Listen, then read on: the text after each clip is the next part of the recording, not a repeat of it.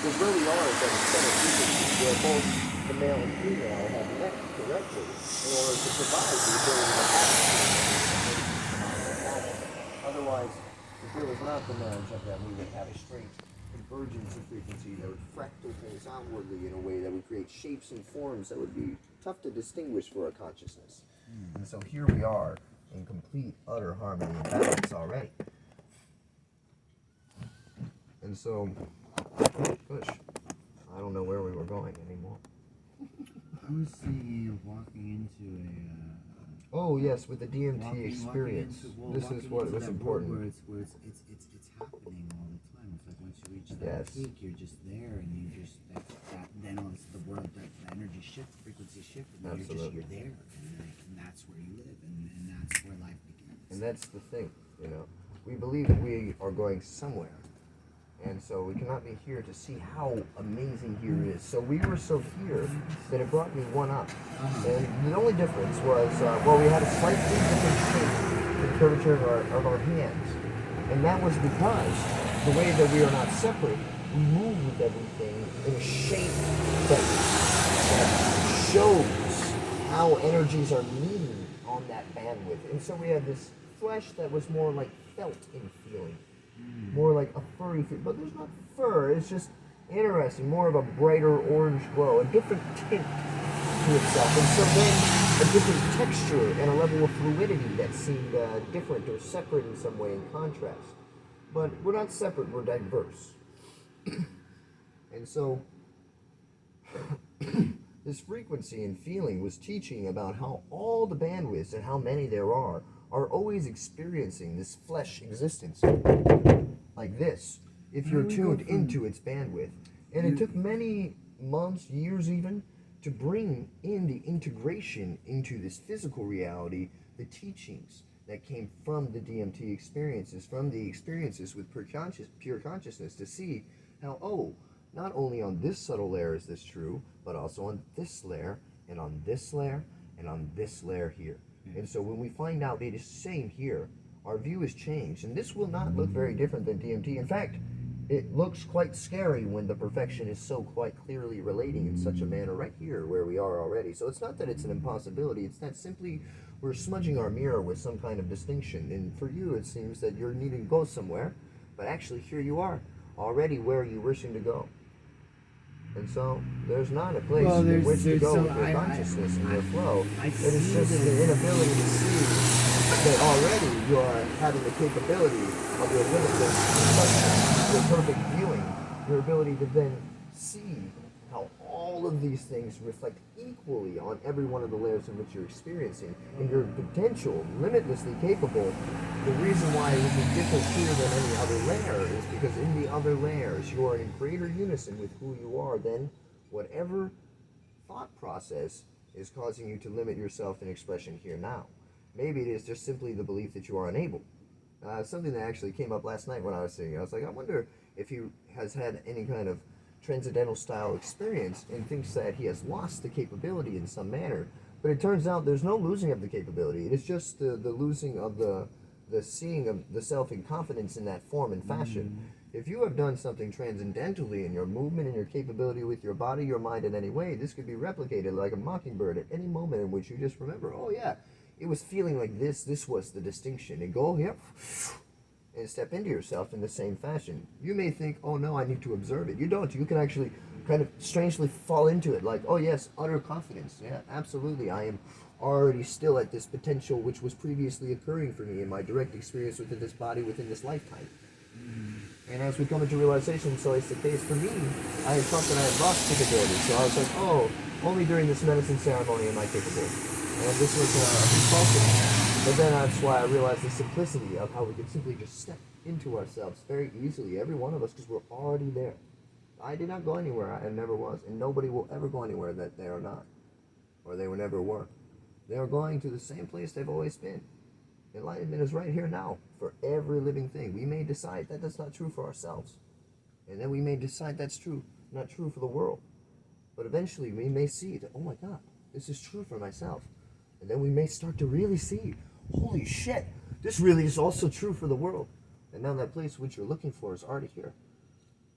You're like, wait, I watched it come into like an experience this like, and I was sitting there and like ripping bongs of DMT and the whole fabric of reality that I was standing in, and even the individual that I was standing with, that I was sharing this experience with, completely dematerialized into who they were and turned into someone else. And these windows, these walls, and that the fabric of reality around me like changed and it turned into a completely different world. And I was like, getting up and moving around in it, and I'm just like, I'm here, like, and I'm like, and this is where I wanted to walk off into eternity.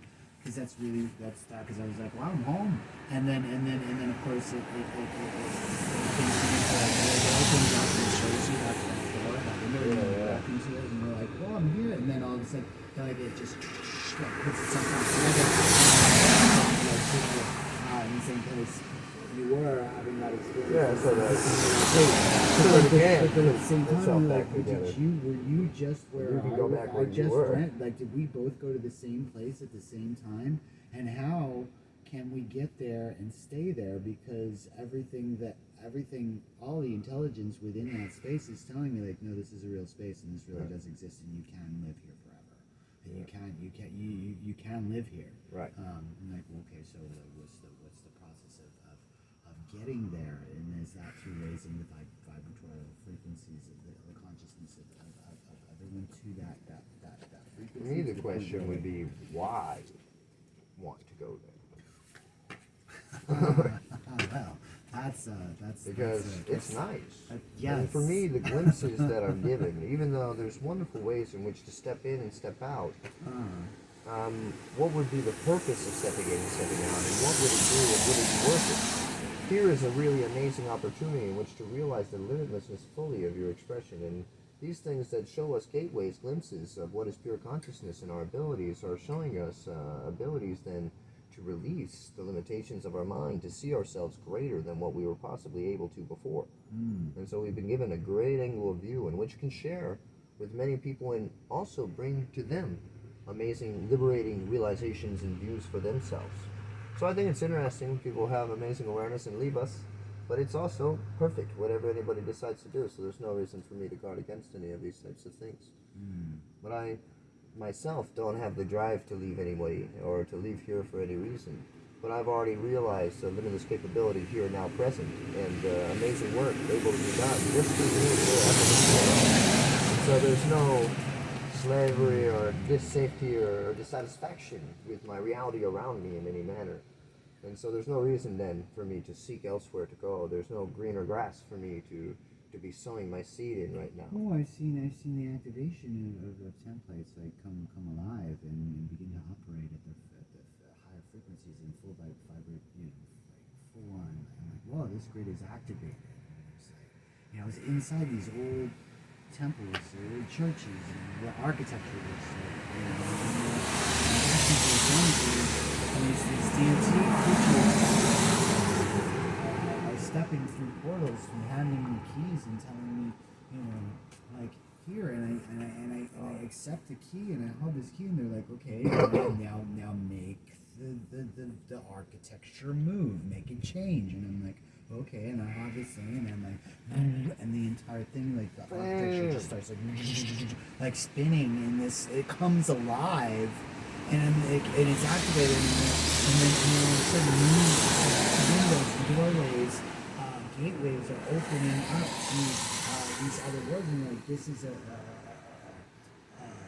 vehicle that is to be driven,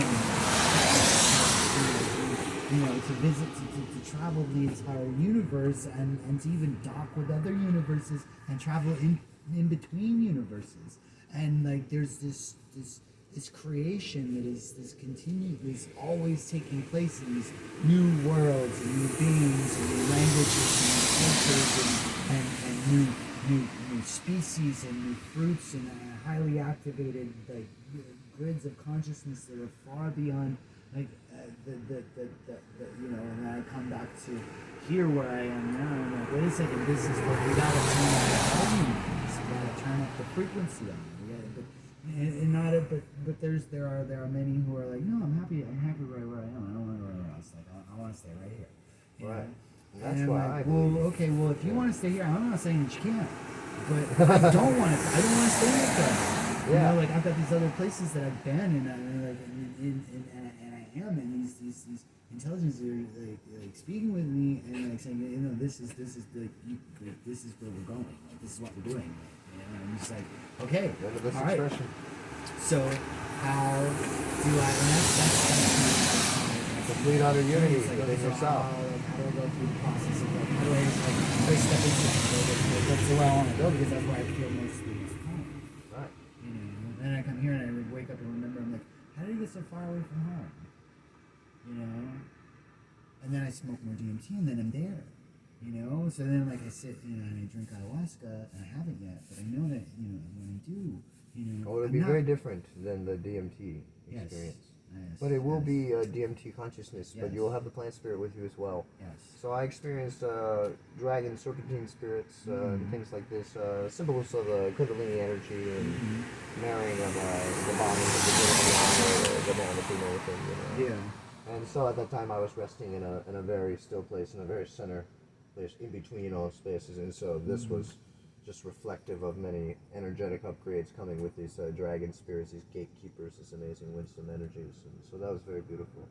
Many people have great amounts of experience. I've had ability to go into DMT style visualization and trip formation, but it seems to me that during this time it was better for me to be moving myself personally, but everybody has their own way in which they will experience the medicine and the frequency and the rising of it.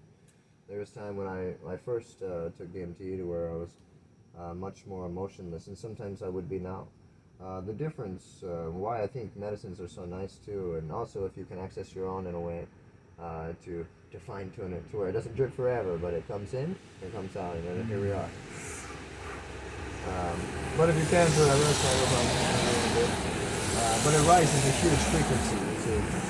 So when you hit certain realms in frequency, everything transcends this bandwidth of speed. It does. And so everything here can stop and become static.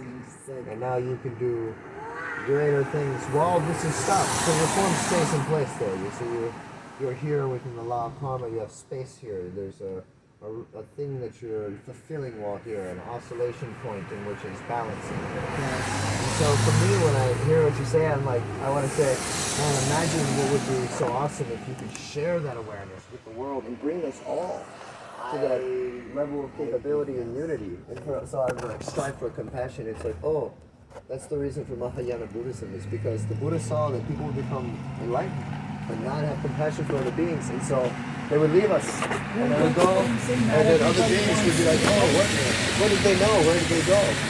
But if you breathe this compassion for all beings, then perhaps they will stay and share their awareness and help everybody come to settling in frequency and come to the same points of understanding and come to the same abilities of limitless expression. But why is this that people are unable? They're unable to see the unity within themselves. If you're coming through this process and you're going to this place in awareness, this place in realization, everything is going to take you to a place where you can be unified with yourself and whole. Otherwise, you cannot move singularly. You cannot move in one direction. You'll be divided. You will not be able to move fast enough with your entire body. You will have something dragging behind you in some way. You must be able to gesture forward, you know, with all of you, with the entirety of your expression. So when you come into the motion of yourself in a moment, you'll see energies come up that cause you dissonance in your rising. You'll be like, oh, what is this awful energy? Damn it, why will it come by me? And this would be your own judgment. This would be a thing in which is not welcome in you, not welcome to the party, not welcome for you to continue movement, because you do not allow this piece of yourself. And this piece of yourself must come. All of these things must be in equanimity, so that the space that is moved through equally on every side. No obscure view. It's that reeling in the anchor, so to speak, getting ready to take that, take flight into the next emanation of the higher frequency of the eternal self. Right now.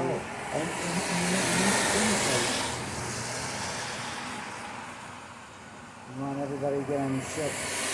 Come on, everybody, we're going to do this. There's this,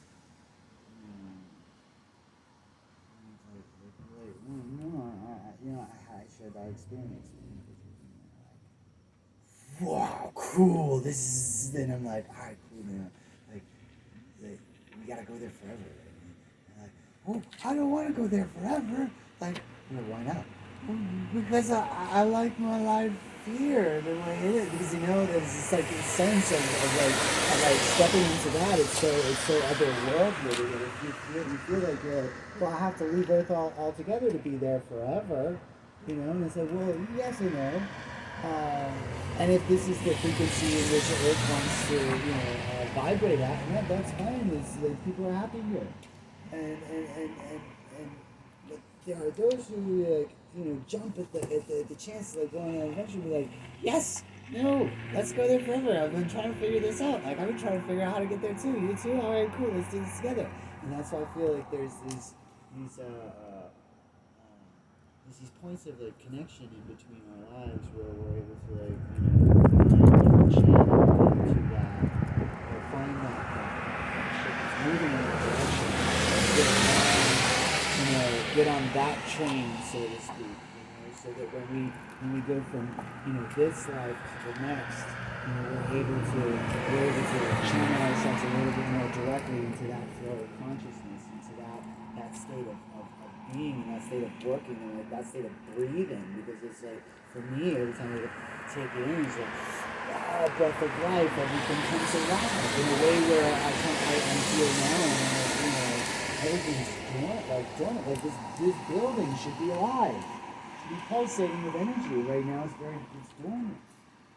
There's this dormancy that I find, in the very fabric of reality in this world. Even though it's teeming with consciousness and life, I find there to be a dormancy within the trees, within the sidewalk, within the pavement, within the cities, within the homes, the houses, within the architectural structure of, this post office that just got here. In Buddhism, there's a distinction made between the two ways in which one can describe oneself based on their obscure view or their non-obscure view. They could be the blessed one, or they could be the cursed one. And for you, I've heard this, it's like, oh, there's the view of the cursed one downwards. It's a duller gaze. They say that even sweet foods will taste bitter in the mouth of the cursed one, the one that looks downwardly. The one that thinks, oh, this is a curse, all of this around here. This is not so great. But these two people are the same person. And so they're actually not a separate person at all. There's just the difference in the way in which we see the world. So then do we see it as curse, or do we see it as blessing? We can see it as either way, but either one is true, because here they are connected. Only one can live with the other. And so in between them is that non-dual place, that place of perfect space, that place of wonderful spaciousness. Here now, present.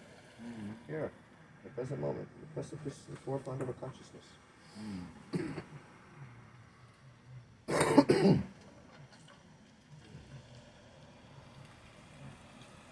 Maybe eat some music. Oh, absolutely, yes. Do we have a pan and this stuff? Did you grab that? So that's where the idea of it's not a place, it's the same way. Some people end up here, some beings want to live other places. I'm glad that you brought us back into it, because what I was beginning to say about the dullness and all these things is because we look at these things and they have no vibrancy. They seem static and lifeless. But this is a view, this is a perception. This is because we have an inability to see all things as sacred, or as pure, or in the greatest of light, as enlightened mind, or in the greatest of light. We have an inability to see everyone and everything as this. And so for us, things can appear duller or less bright, but they're all very beautiful, amazing, equal in every way. And we have this thing, well, oh, this is not good. Look at this here, this pattern here. We have to clean it's like, oh, this is not good. We say, yes. We polish our own mirror, the mirror of our consciousness, and then we're like, oh my goodness, this is like a beautiful sacred tree. All of perfect consciousness brought this energy here to oscillate in this manner to provide us the gateway into our own liberation, into our own enlightenment. This is enlightened action embodied. This is the most amazing thing I've ever felt. When people see this as dull and lifeless, it's like, what? What is there that has no life? Where? All of these things have great, beautiful life. There's a level of great, beautiful life in everything. Yeah, but there's still a level of dormancy. As if we're, it's still sleeping and haven't all That's when it appears. You know, and the little bits and pieces of us that are waking up are like the little. As you come into the view, it begins that nothing to you looks less than the Buddha itself. It looks so much the Buddha that it is intimidating. It is like, oh no, you guys are all so amazingly perfect, and I am the only one who is not. And then eventually you can come to the place where you see, oh, I am the same as this perfect. I am also this. I am not separate from this. I'm not the one false thing. I'm not the only cursed object within the blessed perfection in which exists. And then now the integration comes in. If I asked if you had the opportunity to live in that consciousness, would you? Which consciousness? Ayahuasca, DMT consciousness. I live here now in this moment in the greatest comfort and bliss. Yes. And I'm not arguing that at all. So if I had the opportunity to live somewhere opportunity, else than where I am, I would not do that. And that's I am here now. If I move somewhere, then I will be going somewhere. If I do not move somewhere, then I guess I'll be here for the rest of my life. But here forever, I will be here present now. I have no reason to go to some better reality. I stand right now in the seat of creation in the most beautiful place that you could ever be. The Garden of Eden, as some would describe, that is the utter perfection right here. Where liberated consciousness can understand itself in a really amazing, phenomenal, pure awareness. And so I love being here. I love being with everyone. I love being here and being myself and coming freer and freer every day. It's so wonderful every moment. What a deep blessing it is. To be able to look at a blade of grass and be completely sustained, thinking that the greatest thing has occurred to you in every moment of your life. Everything, the most mundane thing, the most simple object, the most least thing, like, goodness, how amazing is it? Have you visited So why then anywhere? any museums? But where we are now, not any reason to not go. By that, and because I turned around and looked at the anthill and I was like, oh wow, look at these ants. It's amazing. Have you ever been on Earth before? And people are beautiful and great.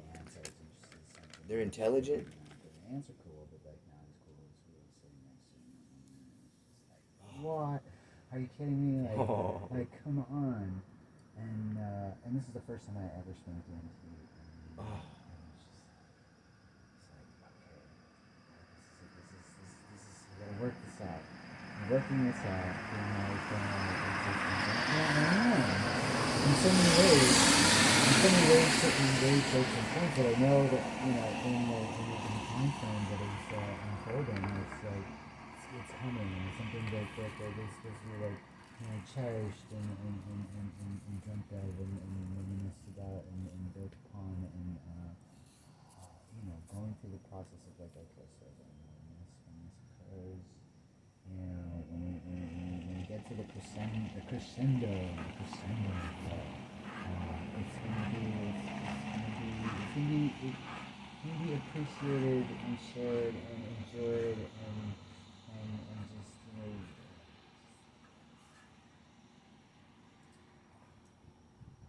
know, this is where new words come into, new languages come into existence. It's like through the flowering of these experiences coming to coming to fruition in a way that is like, oh wow, what is this? What kind of food is this? Yeah, you see this food? This is new. This is new. This is brand new. We just created this. Like, wow.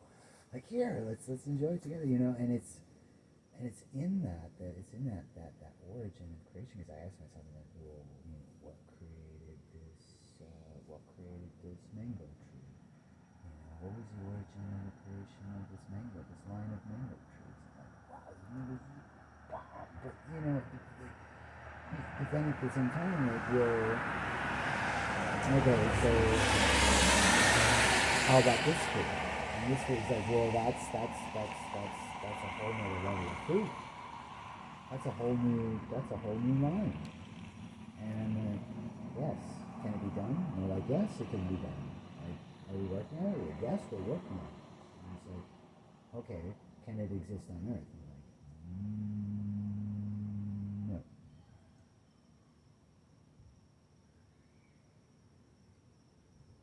Not yet, anyway. Mhm. So, Yeah, it all depends on what your focus is, what it is that you wish for. I like to create new species. Yeah, do you understand what happened with the karmas of these species and how they would be implemented and what then Yes, what need to do to bring them to places of awareness that would bring harmony and sustainability to the community of these new beings? Yes, I've been thinking about that quite a lot. Well, I guess if you were to be able to reach such a level of expression, surely then you've come into alignment with the moment in such a way to where worry of this manner and fashion would not be necessary. Maybe for later. Perhaps we could say that already is. Do you have a lighter over here? Yes. And then that was like, the creative intelligence team was like, what do you really want to do? I was like, well, I want to create new species. And they're like, okay, yeah, we can do that. So like, we think about that, start planning, and really it's like inspiring me to kind of pick up my studies in a way that is like no, take your studies seriously, like learn the ins and outs of all of these systems, how they work, what they're used for, and now I want you to like use that as a template and build upon it, recreate it in a way, right? It's like, and ask yourself these questions, about how you would like to change it, like what you're aiming to achieve in the operation and the functions of it all, and start to come up with ideas to implement these points of realignment and recreation, and this is what we're doing for all eternity. So get excited because there's a lot of work to do, and begin to take it seriously. Take yourself seriously,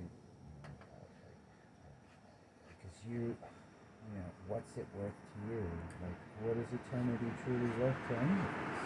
And I'm like, well, I'm trying like, how do I calculate exactly how much energy is needed to create a new solar system? And they're like, the uncovering of it all through the process of learning. And there's there's like plenty of room to utilize your imagination and begin to lay lines. And then it's like lay lines, and you're like, yes, lay lines.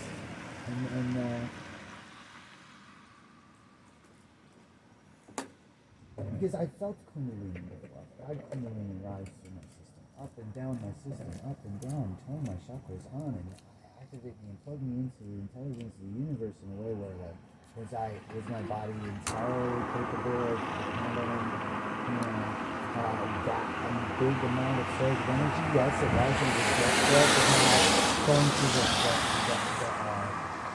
the homework of processing it, so to speak, and you use that as an analogy or some way, shape, or form, going through the process of creating it and interpreting it, because a lot of it comes through my heart, right? And then I have to go through the process of interpreting it, and in my in the depth of my heart, and who I am, and what I'm aiming to accomplish, it knows it all inherently, and it's only seeking a creative way to bring it into fruition.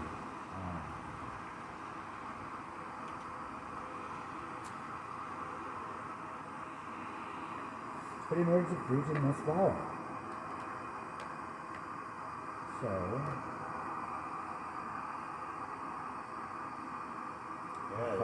bloom the lotus within. That's the point of Buddhism, that's the point of all teachings, how to bloom the lotus within, how to bloom the heart. How to become then the wish-fulfilling jewel, the philosopher's stone, and then be present as the limitless escape, the cornerstone, the balance of all consciousness, the see-through prism of light that brings clarity and clearness, revelation and joy, salvation, liberation to all individuals whom we shall present and hear or see, to the entirety of consciousness entirely. And what if the silver swords could flower and fruit? Well, they do in What their would own that way. fruit taste like?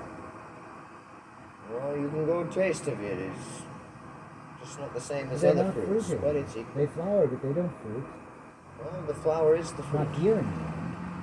Is it not? But they are the rarest. Where does flower the of seed come The from? rarest world, the rarest flower in the world. It's the only place in the entire world where that flower grows.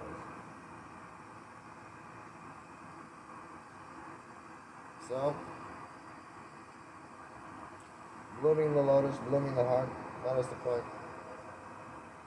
You're able to come into alignment with your being, able to come into alignment with yourself, all of yourself. You'll be able to realize these depths of consciousness, otherwise you'll never be able to sustain it. You can't have the entirety of consciousness and the limitless energy capability without the entirety of yourself. Because I wouldn't need the entirety of consciousness, because then the entire consciousness I couldn't said be the itself. entirety of consciousness limited capability. Listen to the end of the statement. So, is there cause for separation? There is no separation. You can go ahead and say there's cause for something that cannot occur. You can create the occurrence of separation in your own mind, but there will be no separation ever possible to occur. There's not two things in which to be separate. Could a cause for separation I like this. I like the way only you've done this. Very nice. Very a cause for union for creation? Here's a... Thank you. You're very Thank you. Absolutely. Thank you.